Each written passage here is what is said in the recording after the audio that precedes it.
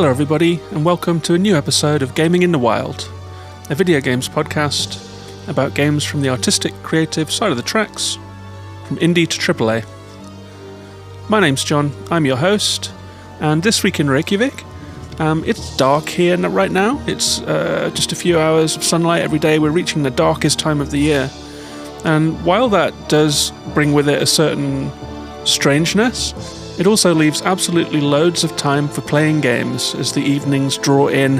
I really look forward to this time of the year, if I'm honest, when it gets dark and you draw the curtains right after you finish work and grab something to eat and relax a little. And there's just a good, solid block of time in the evening for watching a bit of World Cup football, if you're into that kind of thing, or playing a game, or doing both. I've spent a bit of time playing games on my monitor with a little World Cup game on the side screen, and it's been really fun, especially because England won their first game, so it's been a good start to the World Cup for England, and I've had plenty of good games to try out, and there have been two that I played most in the last week, and I'm going to talk a little bit about them both. First of all will be God of War Ragnarök. I'm continuing through that one, playing a chapter a night. I'm reaching the end game now, and the story is heating up a little bit, but I will have a couple extra thoughts about that one, spoiler-free of course, which I'll talk about. I've also been playing a lot of Vampire Survivors, a game that has been on the radar for a good long while, but I was waiting for it to come to console. Something about it just made me want to play it on a controller on a console, and so it arrived on Game Pass last week, and after not being able to install it, weirdly, for like a good 5-6 days, I was just getting an error. It finally downloaded, and I've been playing a couple of sessions of that each day for the last week or so. So that's going to be the featured game of this episode. There is some interesting stuff around how this game was made, the guy that made it, its viral success and what that has meant for him. So I'm going to touch on some of that stuff. It's quite an interesting game, and it's got quite an interesting story. But before we get into God of War and Vampire Survivors, there have been a couple of interesting little bits of news that dropped this week. One was the surprise release of Norco, one of my games of the year. I did a review of it on the show earlier in the year, and an interview with the developer of that game as well. It's a really, really good game. You may have heard about it already. It has been nominated for one Game Award, but it arrived on Xbox and PlayStation. It was supposed to come earlier this month, and then an announcement came that it was going to be delayed with no release date, and so we really didn't know when. I thought it would be delayed for quite a while. There was just something about the last-minute nature of the delay announcement that suggested that maybe it was having some problems. But here it is. It just dropped. It's on Game Pass for Xbox. It's on PlayStation. I've given it a try on Xbox, and it's a game that I enjoyed playing on a mouse, and I would still say if you have the option of playing Norco on a computer with a mouse, then that's the way I would suggest you play it. But I have given it a try with the Xbox controller, and it has an interesting control scheme. So I really don't like using a mouse cursor on a controller, and that is one of the options here. The left stick is mapped to the cursor, which you can move around like a mouse pointer. It's a little clunky and off, but the good news is that Norco's interface is such that you're looking at static screens, looking for objects to interact with, clicking on dialogue options. And so there is actually an option here where you can use the D-pad to move between interactables on the screen. And that works much better than the cursor. So I think that it might take a second to get used to it, but I think that the fact that that has been included is a really good thing, and it does mean that Norco is going to be playable on a controller. So I say if you haven't got the option of playing it on a computer, don't let that stop you. Play it on console. This is a great game. It's a story-led game. Lots of text, lots of wit, lots of darkness, lots of surrealism. It's a really fascinating game, and if you're a fan of things like Disco Elysium and Kentucky Route Zero and that kind of interesting, artistic, story-led game, the kind of game that is made for this podcast, really, then definitely make sure that you play Norco this year. Be ready for some reading, settle down, listen to the music, get some headphones, and get some snacks, and just settle in for Norco because it's a really special game. So Norco is out now on Xbox Game Pass and on PlayStation. And the other piece of news that I was interested in this week is that The Witcher 3 has had a date announcement for the next-gen upgrade, which is going to be free for anyone who owns a copy of the game. That's coming out for PlayStation 5 and the new Xbox consoles on December 14th. And I've got a bit of history with Witcher 3. I bought a physical copy of the game at the same time as I bought my Switch, but I didn't really get into it on Switch. Maybe it was to do with the blurry look of it and the general bad performance, but I bounced on it. And I bought it for £10 on sale because it's often on sale really cheap on PlayStation 4. And I've been meaning to get to it, but I thought, I've waited this long, why not wait for that next-gen patch and play it in the best possible version that I can play it. So when that comes out on December 14th, I'm planning to play The Witcher 3 across this winter. Maybe I can just finish off a couple big games like God of War Ragnarök and other games that are hanging around for me. I still have to finish Red Dead 2 actually, but The Witcher 3 could be a good game for me for winter and the start of 2023 when it's dark and snowy outside. It's great to have a nice big game to tuck into like that. So I'm really looking forward to playing this one. Apparently, this version comes with lots of UI and quality of life improvements. It has cross-progression for people that have been playing it on different platforms. And it has a photo mode, which is new. Kind of surprising that it didn't have one already, but the new photo mode is there. So maybe they are so proud of the way that it looks on the next-gen consoles that they were finally moved to add that photo mode. So we did get a date for that. CD Projekt Red have come through on their promise of releasing it this year, and that will be out on December 14th. I've also added a couple games to my planned long list for the podcast. One of them is Pentiment. I've mentioned this one before, and you may well have heard about it if you follow games media. It's the medieval RPG that looks like it's been drawn onto parchment with a pen and ink. It's been getting 10 out of 10s, and I have that downloaded on my Xbox now. I'm really looking forward to playing it. I'm very intrigued by Pentiment. Some of the stuff that I've heard around it has me really interested. People have been praising the humor of it and the storytelling of it and how it integrates the visual style with the core concepts of the game. So Pentiment is definitely on my list to play before the end of this year. I also got an email in my inbox about a game called Togges, spelt Togges. It's described as an open-world 3D platformer, and if you know my taste in games, you will know that really ticked a lot of boxes for me. I have a lot of nostalgia for 3D platformers, and I wish that there were more of them being made. But Togges is an interesting one in that it's an open-world 3D platformer. It's very colourful and simple, but it also has a stacking mechanic that's at the centre of it. So your character can make blocks appear, it looks like, from the trailer. And so you can stack blocks to create stairs, to create platforms for yourself. And it has a really nice Nintendo look to it that just got me interested right off the bat. So I requested a code for it. I have it downloaded on my PlayStation. And I'm planning to try out Togges as well. It's out in December.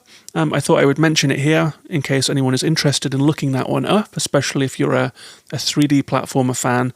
Togges could be one to put on your radar. There's a game that I actually started this week as well. I was looking for a game on Switch to play. If you have like a game that you like to play when you're kicking back on the sofa and you don't really fancy being in front of the screen and addressing the screen and concentrating that much. It's really nice to have a casual game that you can just tuck into on a mobile phone or on a Switch. And one that I've been meaning to try for quite a while, based only on recommendations from people, is Owlboy. I will often do threads on Twitter where I say to people, like, what is the most underrated indie game that you wish more people had played or something like that. I've been doing it lately and asking people what is the game that you think should be on the Game of the Year awards lists that definitely won't be there. Because I love to hear about outsider games, underdog games that have gone under the radar a little bit. And Owlboy is a game that comes up quite often on those threads about underrated indie games. It's a pixel art 2D platformer. But you play like a human owl, like an anthropomorphic owl. And so you can fly in the game. You can fly between platforms. So it's not like you're jumping, trying to make pixel-perfect jumps. You can fly around. You can land to interact with things that are on the platforms, to talk to different characters. You can also carry people, so you can pick up like a security guy who has a gun, and at that point it becomes like a twin-stick shooter. You're controlling the owlboy with the left stick, you're controlling where the gun is aiming with the right stick, and it becomes like a really interesting mix of 2D platformer and twin-stick shooter. I've only just started it really. I've just gotten out of the tutorial area and into the first real dungeon of the game. It has some light puzzling, it has some light exploration elements, it has a light story, and so it's generally a pretty light game, which is the kind of game that I want on the Switch, but it's so light that I'm not feeling intensely drawn back to it. I am going to try and play more of Owlboy and not fall off it too early, because you know how it is if you do like a couple of sessions and then don't play it. You feel like you fell off before you really got the thread of the game, if you know what I mean. So I do want to keep trying to get the bug for Owlboy, especially seeing as it came so recommended. It hasn't grabbed me straight off the bat, but I have started it on the Switch, and I do hope to continue it as well. Over on the PlayStation 5, I've been playing God of War Ragnarök, the blockbuster game of the season, AAA, widescreen Sony production. And I talked about it a little last week, and I'll probably talk about it again. This is quite a long game.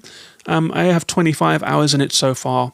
I think I'm around 2/3 through the game, moving towards the end game now. And it's getting hard to talk about it without spoilers, I suppose. Like, I habitually share screenshots while I'm playing games. I will often take a screenshot, pause what I'm doing, share a screenshot to Twitter with a comment about it. And almost every time that I've taken amazing screenshots in the last 5-6 days of playing Ragnarök, it's been a spoiler. Some of it is characters, some of it is just scenarios or bosses or interesting places that you might come to. And I don't want to spoil the game for anyone, so I've really had to bite my lip and not share my progress in God of War Ragnarök. But I have been live tweeting my playthrough in a non-spoilery way. I've been talking about how good the scenario is, how good the characters are, and the facial animation on Kratos is just absolutely amazing. I love where the story is going. But I've also been tweeting a little bit about having a few problems with the gameplay, in that I'm just not enjoying the gameplay that much. There are lots of puzzles in this game involving getting lifts to go up and down, freezing lifts in place, using water to turn water wheels, getting gates open, portcullis gates, using chains and using your frozen axe. There are some new elements like sigil arrows that will take the frozen impact that your axe makes and move it across an area mapped out by arrows that have an area of effect. So you can move that frozen effect from place to place. And they've been using that in puzzles, but I have to say, these puzzles are doing my head in. So I'm playing God of War Ragnarök, I'm enjoying the combat, I'm enjoying the set pieces, the bosses, and the story. But you spend an awful lot of time in this game with puzzles, and I'm really done with them. I find myself rolling my eyes and just half playing the game, like absent-mindedly going through these very simple puzzles, just wishing that I didn't have to do them so I could get to the next story beat. And I think that that's a bit of a problem, given the huge critical praise that this game received. I'm feeling a little surprised because there are various aspects of the game, of which puzzles are only one, that feel a little dated and clunky to me. So it's been a really interesting experience playing God of War Ragnarök. I am glad I'm playing it. It is glossy. It is big. It's definitely, the gaming equivalent of watching a new Avengers movie or something like that, which says a lot in itself, actually. It's more Marvel Universe than Last of Us, if you know what I mean. Like the seriousness of 2018 has given way to something more cartoony and that feels more like mainstream entertainment and less like a story being told with gravitas. So it's been an interesting experience playing through it. I'm looking forward to finishing the game. It is coming to a crescendo which I guess is even in the name of the game, God of War Ragnarök. And I'm very curious to see what they do with Ragnarök in the game, and if we do live out the myths that we all know about Ragnarök, or if it's some twist on the formula. So I'm going to keep playing God of War Ragnarök, and I might well talk about it again. I might well do a full review episode, but I have been enjoying sharing my thoughts about it, just to express that viewpoint. And there have been a couple people that have come back on Twitter or Instagram and said that they've had similar feelings about the game, that it seems like some of the critique around the game has overlooked some of its flaws. I don't know if that's because it came with a reputation and an expectation, or if it's just a matter of taste, and other people are less bothered by boring puzzles and clunky gameplay.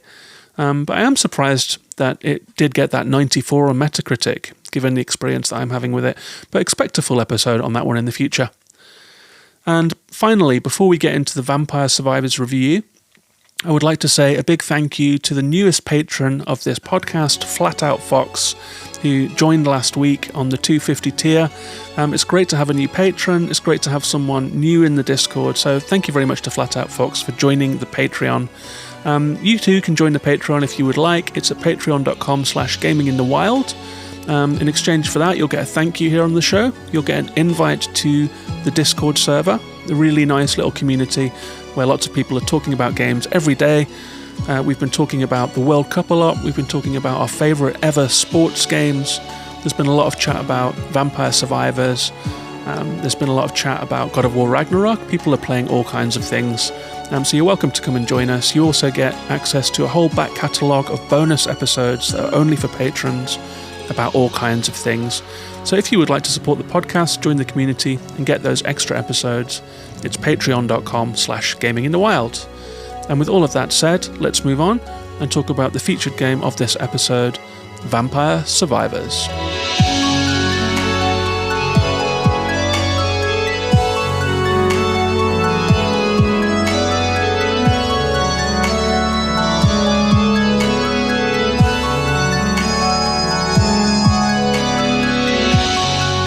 So Vampire Survivors came out in October of 2022 in its 1.0 incarnation, but it was released in December of 2021 in early access. So it's been around for almost a year at this point, and it has gone wildly viral in that time. I think it would be fair to say that Vampire Survivors is the viral game of 2022.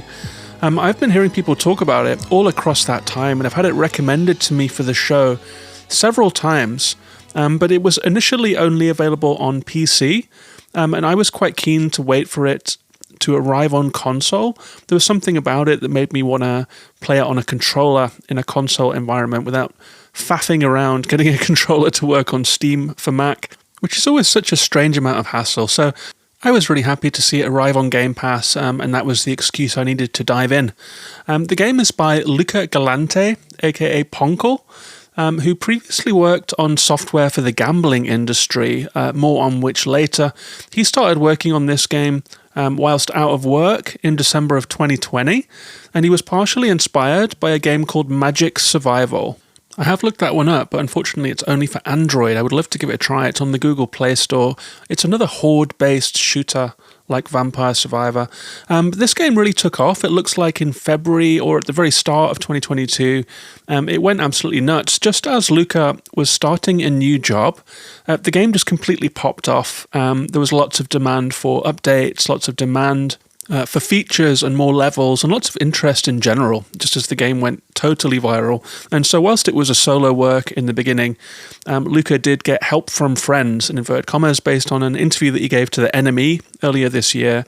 I got a lot of my information about the progress of this game and the path of this game by reading around interviews with Luca across the last year.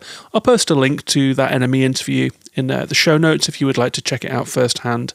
And the game has done very well critically. It doesn't have a huge amount of reviews, which I was a little surprised by, but it has just hit 1.0. It has 86 for PC based on under 20 reviews, and it has 95 on Xbox from just a handful of reviews since it landed on Game Pass. Players are rating it similarly highly.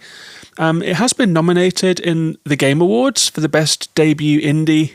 And it has been one of the games in the commentary surrounding this year's Game Awards nominations that a lot of people seem to think should have been up for Game of the Year. People love it that much. Even for a game with such simple pixel graphics and such a simple concept, people really adore this game. And so there have been calls for it to be in Game of the Year considerations. And I've got a feeling that it will be appearing in a lot of Game of the Year lists. It's certainly the viral zeitgeist game of this year, and deserving of that status. How Long to Beat says that you can beat the game in 10 hours if you want to see credits, and 34 hours if you want to 100% it and get all of the trophies. I've played about 5 hours of the game so far, so I've only just scratched the surface of all of the unlockables that you can get in this game, including extra characters and so forth, and I've only played the first 5 or 6 different levels of the game, so I'm really just at the start of it. So this review is going to be based on early impressions. So if you're expecting late game stuff, it won't be here. I haven't gotten there yet, and if I do, I will talk about the game on a future podcast again. And the devs describe Vampire Survivors like this: mow through thousands of night creatures and survive until dawn in Vampire Survivors, a gothic horror casual game with roguelite elements, where your choices can allow you to quickly snowball against hundreds of monsters that get thrown at you. There's no place to hide. All you can do is try to survive a cursed night and get as much gold as possible before death inevitably takes you. And my brief summary of this one is that it's a strikingly simple and startlingly addictive arcade game that coined a whole new genre overnight. You start off weak but quickly become satisfyingly overpowered as you carve your way through an ocean of pixel enemies that slowly overwhelm the screen in a mesmerising cacophony of destruction. And what Vampire Survivors is a little hard to get into, but it looks like an old 16-bit arcade game. It is made from asset packs. So Luca has said that he bought asset packs of sprites that he could use and backgrounds that he could use based on the visual style of looking a little like Castlevania, which is a style that he was drawn to. And so this game has a very, very basic looking style. It looks like it could be on, decades-old consoles. It definitely smacks of retro games in a way that has appealed to a lot of people. It speaks to the nostalgia of games gone by, and it has a simplicity that is a little like that as well. To try and describe what it actually is, it's a mob shooter in which huge amounts of enemies flood onto the screen, all gravitating towards your character, who is in the middle of the screen like a little tiny animated dude. And they flood towards the character, and you have to wipe them out by powering up your weapons to be screen-clearingly powerful from initial weakness, basically. And so in that respect, it is part dungeon crawler. It reminds me a little bit of Muso games as well, like the Hyrule Warriors series. I think that's the only one that I've played of that type, actually, where you're just smashing hordes of enemies away from you. A very specific genre of Japanese game. It's also reminiscent a little bit of twin-stick shooters and bullet hells and things like that, where there is just an awful lot going on the screen, and you're doing like evasion and destruction with your gameplay. And it also has a little in common as the final ingredient with something like Loop Hero. It is described in the dev's description as a casual game, and I would say it's a little like an idle game as well, in that all you really do is move the left stick to move around. All of the attacks are automatic and on a cooldown, and the choices that you make are what kind of weapons you would like your character to have going forward. So it's really all about choices and builds. I think everyone can have a good time playing this game. I don't think that it's massively skill-based, and I think that it escalates and snowballs so quickly that you really do get a satisfying experience every time you play it. The roguelike elements mean that you do get more powerful as you progress in a way that is really, really satisfying too. And perhaps the real hook of this game is that simplicity and crispness of concept. It almost reminds me of something like Space Invaders or Asteroids, like the simple template of a game that is so effective, so addictive, so crisp, that it goes on to spawn an entire genre. And indeed, Vampire Survivors has done so. If you search for Vampire Survivors on iOS, where the game is not yet, you will get screens and screens of results. It has spawned many, many clones, but the only one that people are still talking about is Vampire Survivors. And so it might well be that this is a seminal game that just has invented a genre all by itself in a way that we don't see that often. It is a breakthrough game, and it is very impressive and very interesting to have a breakout game that has coined a genre in the year 2022. And there has been a little bit of discussion online about what to call this genre. Vampire Survivors, isn't going to work. It's just too much of a mouthful. I did see someone on Polygon positing automatic horde shooter, which does what it says on the tin, I suppose. It's also like a single-stick shooter. It's like an idle shoot-'em-up game, but nothing is quite stuck yet. So, the jury's still out on what we're going to call this brand new Vampire Survivors genre of video game.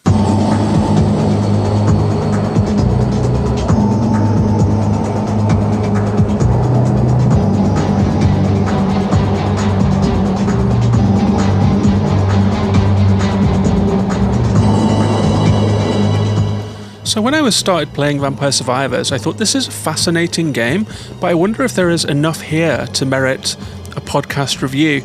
And as I started taking notes about it to try and find out, I was surprised by the fact that I had pages of notes pretty quickly. So there is a lot to talk about with this game, despite the simple nature of it. And it is a very simple game to play. You really only use the left stick of the controller to move the character around. And the only time that you press the button really is to advance past a power-up menu that will occasionally pop up. So with the first starting character that you get, they have one weapon. It is the whip. It lashes out in front of your little pixel art character.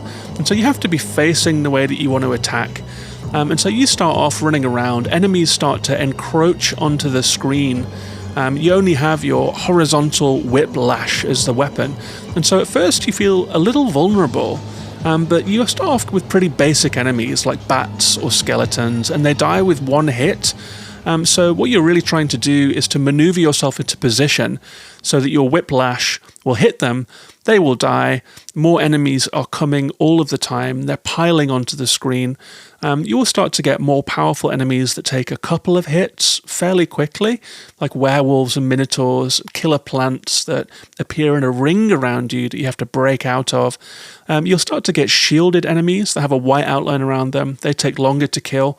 There'll be swarms of enemies, like 20 bats that come across the screen very, very quickly, and you can either avoid them or go aggressive and plow straight through them if you're feeling confident in the power of your weapons. You will also occasionally get mini-bosses. These are just larger versions of enemies that you've seen already. So if you're being swarmed by mantis-like creatures, eventually a giant mantis will appear on the screen and you will have to stay out of its path, try and use pushback to keep it away from you, try and get it into the area of effect of your strongest weapons and take it out. When you do so, it will drop a power-up for you. And in this game, if anything touches you, then you lose health. You see a little spray of blood animation around your character. Your character flashes white, and your health bar goes down just a little.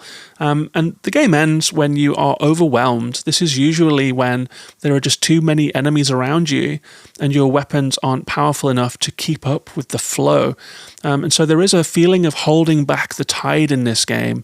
But usually there is a very satisfying moment in a run, especially as you learn the ropes of the game, where you do actually feel like you're getting more and more powerful and that you can hold back this tidal wave of enemies that's coming towards you. And that's a very, very satisfying moment in this game, especially the first couple of times that it happens. There is no question, really. This is a very exciting, very engaging, super invigorating, fast-paced, and impressive game where you get to feel powerful quickly, and that's probably central to its hyper-addictive appeal that's seen it do so well.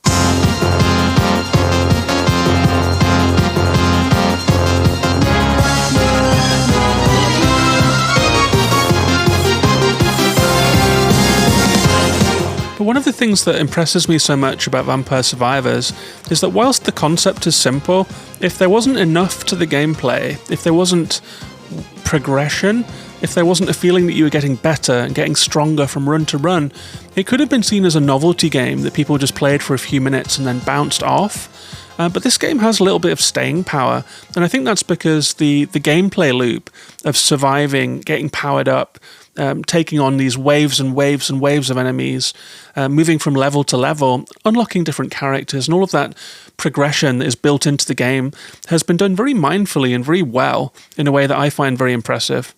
And when you do your first run of this game, at first you are basically playing defense, to use the American pronunciation, defense, to use the English one. But you are playing defense in this game. You are maintaining a space around yourself. You are running away from enemies and trying to hit them with your puny attacks by dodging and weaving. And then slowly, as you start to power up, and I will talk about the different weapons and impressive power-ups that you get in this game, you start to feel like you can take on these waves, and so you're not running away anymore. And I think that balancing act is one of the more interesting things about each run in Vampire Survivors, is that it's like a pair of scales, and it's going each way, and it starts off with all of the weights on the enemy side, but every time you get a power-up, you're dropping one more little weight onto your side of the scales, becoming more and more powerful until you're really cleaving through groups of enemies, and you stop running away, and you start feeling more aggressive and starting to feel liberated. And that process of starting weak, getting strong, it's like the entirety of games like Horizon and God of War, in fact. You're very, very incrementally improving in strength. But in this game, it's compressed into 30-minute runs rather than 30-hour games. And so you're getting all of that satisfaction just mainlined into your veins when you're playing Vampire Survivor. It's a very cool gameplay loop. And I really enjoy that tug-of-war feeling that the game has, where it's like all of the enemies are pulling on one side and you with your power-ups are pulling on the other. And it's a real to and fro. Like, can you get ahead of the curve? Can you power up enough? Can you collect enough crystals? Can you get enough weapon upgrades to increase your stats and to be able to play on the offensive to carve through the horde and survive? At the end of runs, even though you start off with just your puny little whiplash, by the end you're doing these huge area of effect, screen clearing attacks that just feel intensely satisfying, and the enemies are coming at you, and it's like a wave breaking on the rocks, the way that they break on your area of effect attacks. It's just very impressive and very fun. And throughout the run, the waves will intensify until the entire screen is bustling with enemies. It's like a twin-stick shooter nightmare, and you're just in a tiny little island of stillness in the center of this vast, bustling ocean of pixelated monsters that are just flashing, taking damage, and trying to get through to you.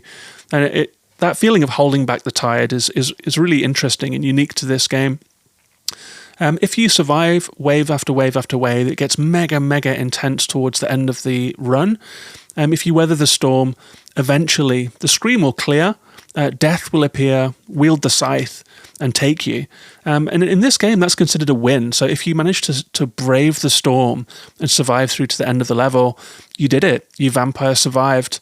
And when you go back to the menu, you'll have loads and loads of gold to upgrade yourself. There will be new levels or characters unlocked for you. And so no run is wasted in this game, which is like the key of the roguelike formula, I think, to make it feel like everything that you're doing is worthwhile, and Vampire Survivors manages that. And how you get the power-ups is a big part of this game too. There is a collectathon feel to it in the leveling up aspect of this game, because you have to run around collecting gems as you are taking out those enemies. Those first few enemies that start drifting towards you will drop a little blue crystal, and you have to grab that crystal. But as you start to take out swathes of enemies, they will drop an awful lot of crystals all over the ground, and even as they're being dropped, there are more enemies swarming over them. So you have to do this kind of risk and reward gameplay where you're like, can I dive into this crowd of enemies here to collect all of these crystals? Because when you collect a certain amount of crystals, you will level up. And a very interesting decision was taken in how the leveling up works. In such a fast action game, I can't believe how bold this is, really. But the game pauses automatically. A little UI screen will appear, and you will have a choice of 3 different weapons or boons that you would like to claim as you are leveling up. And the variety of weapons is maybe what makes this game good to me in a way, because every run feels a little different. But finding builds that you like, finding favorites, trying out all of the different weapons, experimenting with seeing what happens when they power up and when they evolve, seeing what works for you has almost got like a Hades-like quality to it. Not quite as fully developed in terms of the synergies that you'll get in Hades, but it's in that ballpark. And all of the different weapons can result in some pretty wild builds. When you get a power-up, it will stack. So if you get like 2 or 3 of the same power-up, that weapon effect will get more powerful until it eventually evolves and turns into an ultra-powerful form. And you can choose all different kinds of weapons. I'm going to run through a couple of the ones that you start off with the first character. The whip is your base weapon, and that is that one that I described. It's like a little white lash that appears on the screen horizontally, only in the way that you are facing. But as you power up the whip, you will get a lash in front and behind of you. And that's one of the most interesting and useful early game power-ups that you can get, because you can hit behind you as well as hitting forward, and that really changes how you play. Just that simple level 2 whip power-up really helps you out in the early game. You can also get a Bible. That's a book that orbits around you. It starts off as just 1, and so I actually didn't use the Bible very much at first, but I realized that when you start powering up, it goes to 2 Bibles, 3 Bibles, up to 6 different Bibles that are rotating around you like a shield, and that really allows you to just plow through, carve through the waves of enemies in a really cool way. You can also get fireballs. These like emit from your character and fan out in one direction quite slowly, doing damage to anything in their path. There is a cross. This is like something, it sort of homes in on the nearest enemy, and it starts out with just like a spinning shuriken almost. And as you power it up, it can become very powerful, shooting out 5 different crosses that just wipe out everything in their path. You can get knives. These are just small projectiles that shoot out very quickly in the direction that you are facing. And I used the knives a lot in my first few runs, because it means that when you're running towards a group of enemies, you can play very aggressively. Like, rather than playing an evasive style at first, where you're trying to maneuver away from enemies, shooting knives in the way that you're walking enables you to walk straight into groups of enemies, especially when you have 5, 6, 7 different knives all shooting out in a fan shape in front of you. They pass through enemies, and you can power them up to pass through more enemies. So knives were really fun as one of my early game choices. But the most overpowered of the early game weapons that I have encountered so far are the garlic, which gives you a destructive aura. These rings appear around your player, and they fade in and out, so they are on cooldown, but when they are visible, any enemy that runs into them will immediately start taking damage. Lower level enemies will just crash onto the garlic like waves and just all die around you. So you can just walk through the middle of a crowd of low level enemies and they will all die. As you power up the garlic, the area grows until there is a really big buffer around you.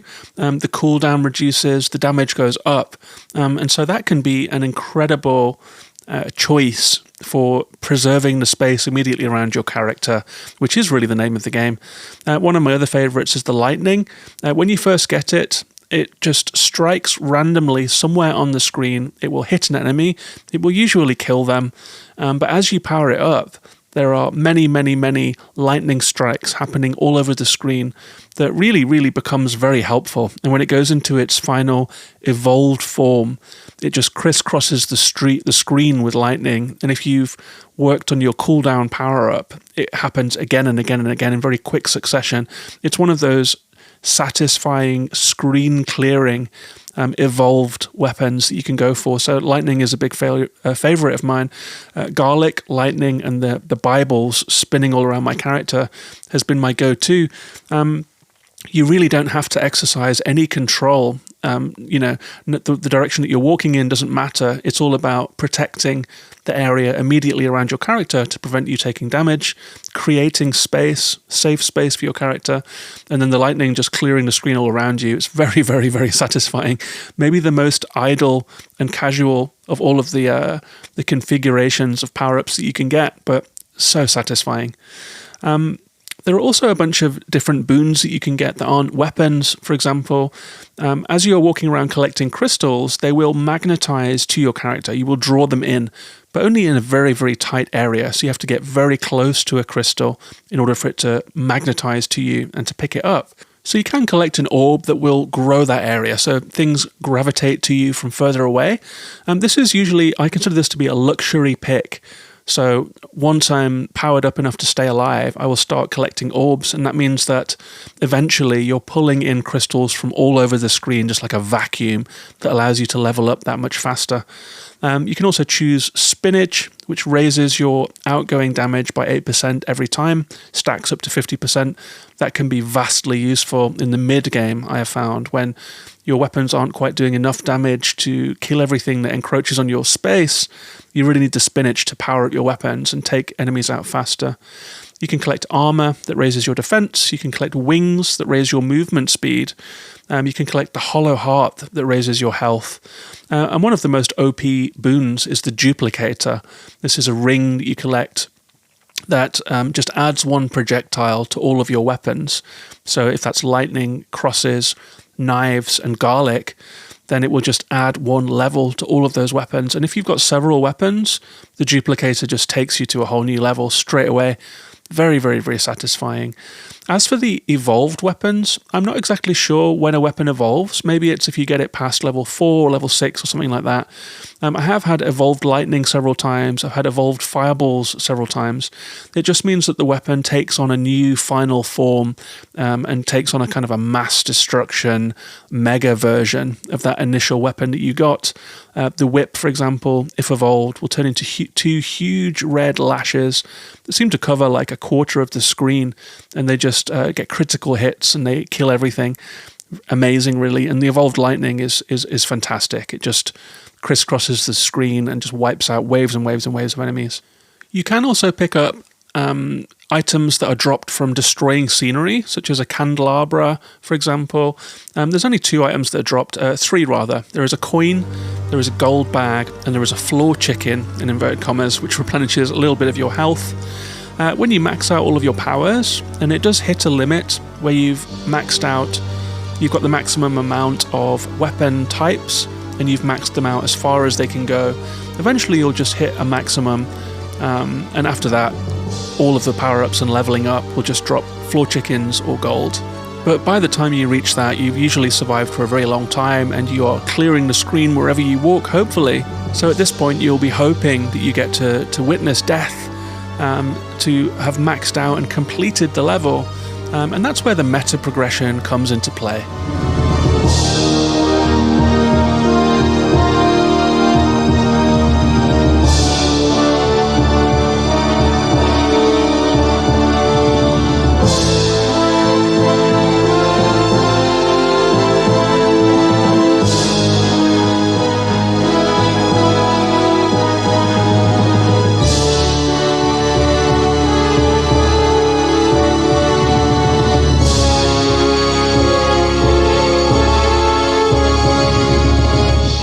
So all of the gold that you get from leveling up and from picking up pickups and from picking up power-ups, where there is like a gacha style mechanic where a fruit machine will spin sometimes and you'll get a random power-up. after defeating a mini-boss. I think that's where the gambling thing comes in. Like, it's not surprising to me that Luca, who created this game, does have a background in just releasing serotonin in the player's brain, basically, to make them continue playing.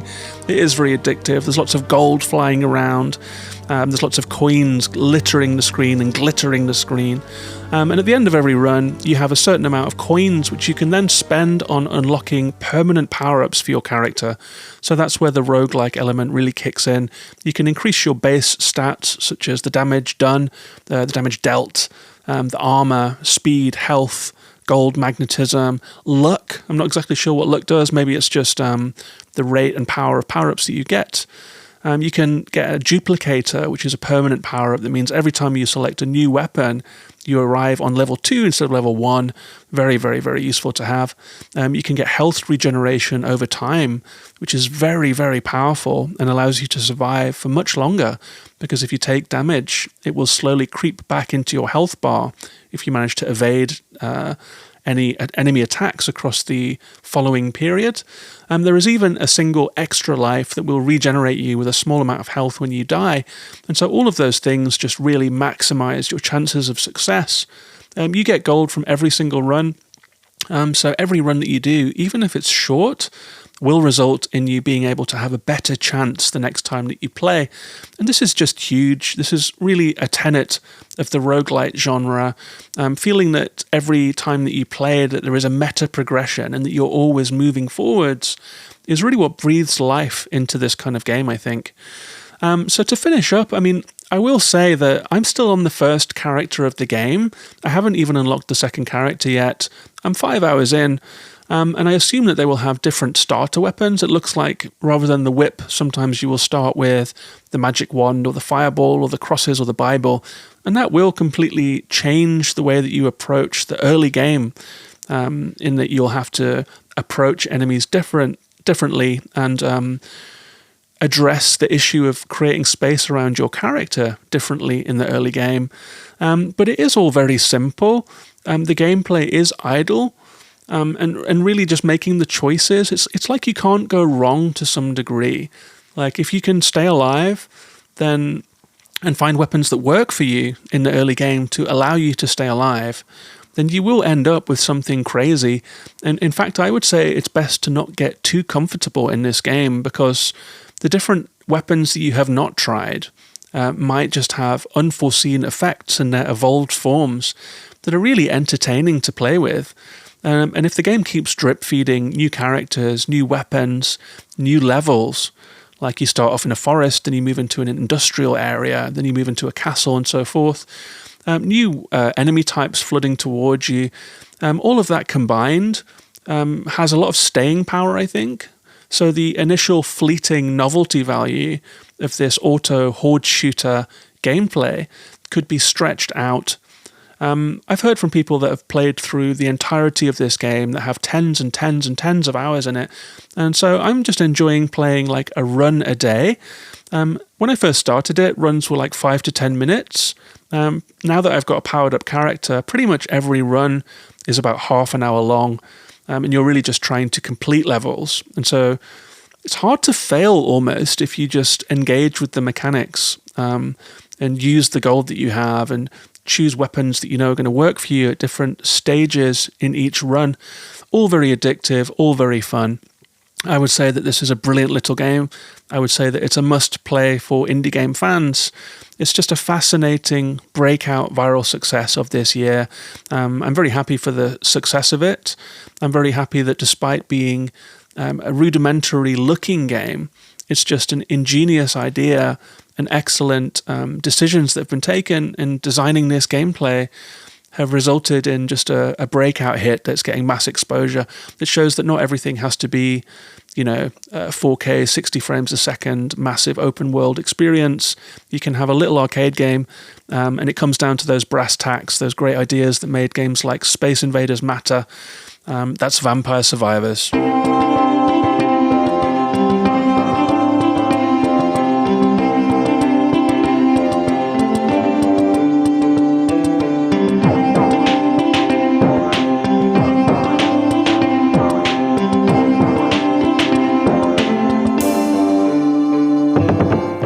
that was my review of Vampire Survivors. I hope that you enjoyed it. If you have Game Pass, you can play that one on your Xbox now as part of your subscription. If you are a Steam player, you can pick it up for $3 or $4. The game has had a couple of updates, even since the 1.0. There are some interesting looking new varieties of gameplay, and I've got a feeling that this game is just going to keep growing, given the success of it, given the viral success of it, given the fact that it's even got a nod at the Game Awards, and that it's going to have another lease of life come Game of the Year time, because I've got a feeling it's going to surprise some people and scoop some big prizes there. I imagine that we're going to be hearing about Vampire Survivors for quite a while yet. If you would like to tell me about your favourite builds, if you would like to set me straight on anything that I've got wrong, you can come and find me on social media. I am Gaming in the Wild on Twitter, Twitch, YouTube, Facebook, Instagram, everywhere. I just got a Hive account. I'm trying out Hive, that new social network that Twitter escapees are trying out. You can find me there too, if you can figure out how to search for people, that is. I'll be back next week with another episode. Maybe it will be about God of War Ragnarök. Maybe it will be about the Entropy Center. Maybe it will be about something else completely. I will mention that it's really helpful if people rate the show on Spotify and leave ratings and reviews on iTunes or Apple Podcasts. That really helps other people to find it, helps the show rise through the algorithm. So thank you very much to everyone who does that. I see all of the reviews, I check them, and it's really heartening to see. You can also support the show via Patreon, patreon.com/gaminginthewild, if you would like to become a patron. That's all from me for this week. Thanks very much for listening. Take care of yourselves and each other, and bye-bye for now.